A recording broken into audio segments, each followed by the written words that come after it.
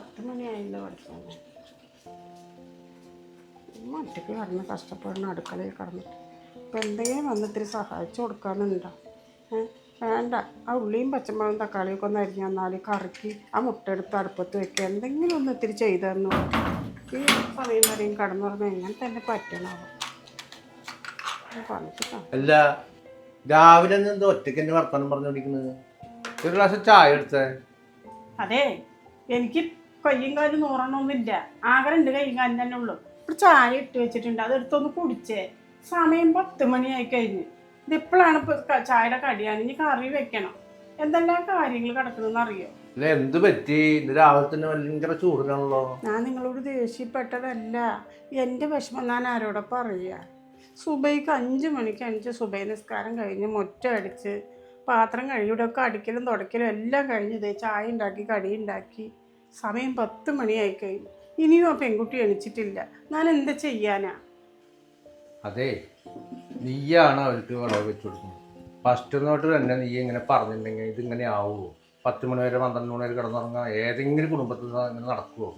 നീ ആദ്യം ബോധ്യം അത് ഫസ്റ്റ് നിന്ന് വന്നു തന്നെ അവർ കിടന്നോട്ടെ എന്ന് പറഞ്ഞിട്ട് അങ്ങനെ ആയിട്ട് എല്ലാ പണിയും നീ എന്നെ തരക്കി വെച്ച് ചെയ്തു. അപ്പോൾ അനുഭവിക്കുന്നത് ആരാ? നീയല്ലേ. ഞാനൊന്നുമില്ലല്ലോ, എനിക്കിതൊന്നും പറയേണ്ട ആവശ്യമില്ല. നീ പറഞ്ഞപ്പോൾ ഞാൻ പറഞ്ഞെന്ന് മാത്രം. നീ എന്തിനാ എല്ലാം കൂടെ ഏറ്റ് ചെയ്യാൻ നിൽക്കുന്നത്? ആവശ്യമുള്ള പണി ഞാൻ ചെയ്യുക, ബാക്കിയൊക്കെ അവിടെ കിടക്കട്ടെ. വഹിച്ചു കഴിഞ്ഞാൽ ആരെ ഹോസ്പിറ്റലിൽ കൊണ്ട് നോക്കുക? വയ്യാണ്ടായിട്ട് കിടന്നു കഴിഞ്ഞാൽ അവർ നോക്കും? ഇല്ലല്ലോ.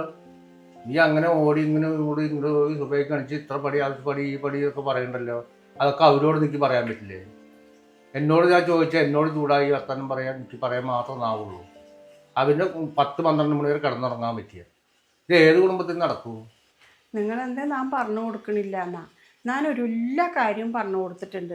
അല്ല, പറഞ്ഞു കൊടുക്കാനുള്ള ആവശ്യം എന്താ? അവർക്ക് അറിഞ്ഞൂടെ? കല്യാണം കഴിഞ്ഞ് വന്നാൽ ആ കുടുംബത്തിൽ പോയിട്ട് എങ്ങനെ എന്തെന്നൊക്കെ അവർക്ക് അറിഞ്ഞൂടെ? ഈ 10 മണി വരെ കടന്നുറങ്ങലാണോ പഠിക്കുന്ന പഠിപ്പ്?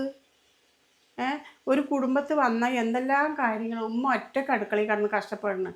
എന്തെങ്കിലും ഒന്ന് ഉമ്മാൻ്റെ കൂടെ മാട വന്ന് ചെയ്യുക, ഒന്ന് അടിച്ചു പോരുക, എന്തെങ്കിലും ഒന്ന് ചെയ്തു തന്നാൽ എനിക്കൊരു സമാധാനമായില്ലേ? ഒരു കാര്യത്തിൽ അടുക്കളൻ്റെ ഉള്ളിൽ കിടക്കില്ല. വേണ്ട, ഒന്നും അകവും മുറകൊന്ന് അടിച്ചു പോരി തന്നാലെങ്കിലും സമാധാനമായില്ലേ? ഒന്നുമില്ല. ഇതൊക്കെ നമ്മൾ പറഞ്ഞു കൊടുക്കണ? അവരൊരു കുടുംബം പോലെ വിചാരിച്ചാൽ മതി. ഈ കുടുംബം അവിടെ ഒരു പ്രശ്നമില്ല. നീ പറയണതൊക്കെ റെഡി തന്നെ. കണ്ടറിഞ്ഞ് മനസ്സിലാക്കാത്തവർക്കേ നീ പോയിട്ട് വിളിച്ച് പറഞ്ഞിട്ട് കാര്യങ്ങൾ പറയുക, അയാളുടെ നീ മിണ്ടാണ്ടിരിക്കല്ലേ ചെയ്യുക. ഈ എന്നോട് പറയണ വർത്താനമൊക്കെ അവരോട് പറഞ്ഞുകൊണ്ട് പോയിട്ട് ഇതൊരു കാര്യങ്ങൾ വിളിച്ച് സംസാരിക്കുക. എങ്ങനെയാണ് സംഭവങ്ങൾ? ഞാൻ കാലത്ത് സുബൈക്ക് വെച്ച് ഇങ്ങനെയൊക്കെ പണിയെടുക്കണം, ഒന്ന് സഹായിച്ചുകൂടാ? ഈ 10 മണി 12 മണി കിടന്നുറങ്ങാണോ എന്ന് ചോദിച്ച് അവർക്ക് ഉപദേശം കൊടുത്തിട്ട് നടത്തുന്നത് ആരുടെ ചുമതലയാണ്? അത് നിൻ്റെ അമ്മായിമ്മയുടെ ചുമതലയാ. അവരവരുടെ വീട്ടിൽ വളർന്ന പോലെ അവർ നടക്കുന്നുണ്ടാവും. അത് പറഞ്ഞിട്ട് ഈ കുടുംബത്തിൽ വന്നു കഴിഞ്ഞാൽ ഇങ്ങനെ പറഞ്ഞു കൊടുത്തതല്ലേ അവർക്ക് അറിയുള്ളൂ. അല്ലാതെ അവർക്ക് എങ്ങനെ മനസ്സിലാകും? അവർക്ക് നീ ചെന്ന് അവരെ വിളിച്ചിട്ട് കാര്യങ്ങൾ പറഞ്ഞ് മനസ്സിലാക്കും. നിങ്ങൾ പറയുന്നത് ശരിയാണ്. അതെ, കാലാകാലം ഈ അടുക്കളയിൽ കിടന്നിട്ടും ഈ ഇതിൽ കിടന്നിട്ടും കഷ്ടപ്പെടാൻ എന്നെ കൊണ്ട് വയ്യ. എന്തെങ്കിലും ചെയ്യണതിന് ഒരു സഹായം ചെയ്യാൻ പറ്റിയില്ലെങ്കിൽ പിന്നെ എന്തിനാണ്? ഇങ്ങനെ വിട്ടാലും പറ്റില്ല. അമ്മായി പോരല്ല, അവർ ഉമ്മ തന്നെയാണ്. അമ്മായി പോരല്ല ഞാൻ എടുക്കുന്നത്. ഇങ്ങനെ വിടാൻ പറ്റില്ലല്ലോ. എനിക്കട്ടെ ഉണ്ടാച്ചിട്ടേ ഇല്ല.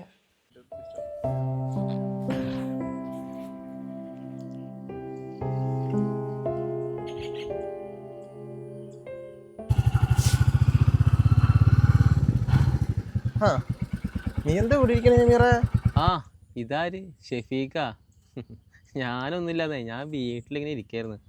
ഒരു സമാധാനം കിട്ടാൻ വേണ്ടി ഇവിടെ നിന്ന് ഇരുന്നതാ. സമാധാനം കിട്ടാനാ? അതെന്തിനാടാ നീ ഇവിടെ ഇരിക്കണേ? പണ്ട് നമ്മളെല്ലാവരും കൂടിയിട്ട് കൂട്ടുകാരായിട്ട് ഇവിടെ ഇരുന്നതാ. ഇപ്പം നീ ഒറ്റയ്ക്ക് വന്നിരിക്കാനുള്ള കാരണം? അതൊക്കെ ഒരു കാലല്ല മോനെ. ഇപ്പം എവിടെടാ? ഇപ്പം കുടുംബമായി, ഭാര്യ, ഫാമിലി, എന്താ ചെയ്യാടാ? ഫുള്ളും പ്രശ്നമാണ്. ഭാര്യയും ഉമ്മയും തമ്മിൽ ഫുള്ള് പ്രശ്നമായിട്ട് ഒരു മനസ്സമാധാനം ഇല്ലടാ. ഒരു മനസ്സിന് സമാധാനം കിട്ടാൻ വേണ്ടിയിട്ടാണ് ഞാൻ ഇപ്പോൾ ഇവിടെ നിന്ന്. ഞാനും കേട്ടു നിൻ്റെ വീട്ടിലത്തെ പ്രശ്നങ്ങൾ. എൻ്റെ വീട്ടിലിടക്ക് സംസാരിക്കും. അതിന് മാത്രം ഇപ്പം എന്ത് പ്രശ്നടാ? ഒരു കുടുംബത്തിൽ 2 പേര് അഡ്ജസ്റ്റാക്കി പോയി കഴിഞ്ഞാൽ തീരാവുന്ന പ്രശ്നമൊക്കെ അല്ലേ ഉള്ളൂ. എൻ്റെ വീട്ടിലൊക്കെ അങ്ങനെയാട്ടാ. എൻ്റെ ഉമ്മയായാലും ഭാര്യയായാലും അവർ നല്ല മോളും ഉമ്മയും പോലെയാണ്, നല്ല സ്നേഹ. അതുപോലെ ഇരുന്നാൽ മതി എന്നാണ് എൻ്റെ ആഗ്രഹം എല്ലാ വീട്ടിലും. അപ്പോൾ ഒരു പ്രശ്നം ഉണ്ടാവില്ല.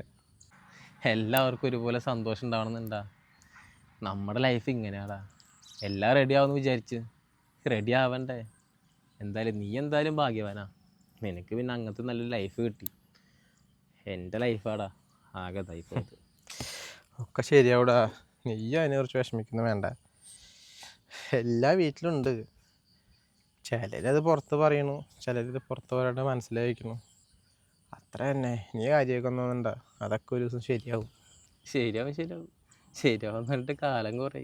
ഇതുവരെ എവിടെ ശരിയാവാൻ? നമ്മുടെയൊക്കെ യോഗതാടാ, അത്ര തന്നെ ഉള്ളൂ. ആ എന്തായാലും ആവട്ടെ. ഈ എവിടേക്ക് പോണ്? ഞാൻ എവിടേക്കില്ല, ഇന്ന് ഞായറാഴ്ച അല്ലേ, പുറത്ത് പോയി ഒന്ന് ബീഫും കുറച്ച് സാധനങ്ങളൊക്കെ ഒന്ന് വാങ്ങാൻ വെച്ചിട്ട് ഇന്ന് ഇറങ്ങിയതാ. അപ്പോഴാണ് നിന്നെ കണ്ടേ. ശരി എന്നാ ഞാൻ പോട്ടെ എന്നാ. ശരി എന്നാ, നിന്റെ കാര്യം നടക്കട്ടെ എന്നാ. ഇതുവരെ സിത്തുവാണല്ലോ. ഹലോ മിർക്ക എവിടെ? എനിക്കൊരു കാര്യം പറയാനുണ്ട്, ഒന്ന് വന്നേ. എന്തേ? ഷമീർക്ക ഒന്ന് വായോ. ആ ശരി എന്നാ. ഈ പെണ്ണിനെ കൊണ്ട് ചില്ലറ അടങ്ങാറൊന്നുമില്ലല്ലോ ഇത്. ശാന്താവുണ്ട്. ഒരു മനസ്സമാധാനം കിട്ടാൻ വേണ്ടി വരുന്നതാ, അതും ഇല്ലാണ്ട്.